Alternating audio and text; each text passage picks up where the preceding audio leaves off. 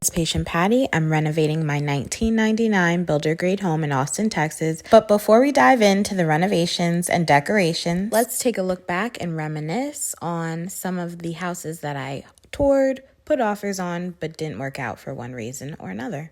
This was the first house I could actually see myself living in. It was carpeted upstairs, but I could easily fix that because it was under budget. I just put in an offer immediately, but it was counter offered, and I'm glad it fell through because the house is still in the market and it just wasn't a good investment. Okay, so I adored this house. I was obsessed with it. It was recently renovated, new flooring, new fixtures, freshly painted, great community garden in the background, elementary school nearby. But my realtor pointed out, with all the stuff you can see here in the garage, this house was definitely a flip and probably a very concerning one. So she told me to hold off on the offer just so we could get the seller's disclosure. And I'm so glad I listened to her. She was right. We got the seller's disclosure. It didn't really have any issues, but we went back and toured the property after a rain, and the first floor was soaked because the foundation of this house was sinking into the ground. So they really tried to pull a Missy Elliott. They put the thing down, flipped it, could not reverse it.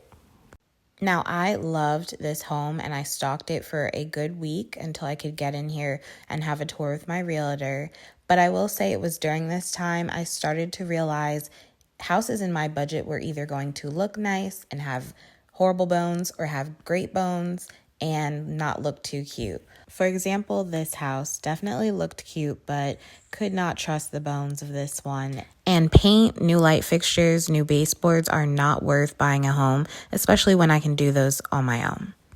Okay, and this was the last house that I toured before I toured the house that I actually bought. And I must say, there was nothing wrong with this house. It was so cute.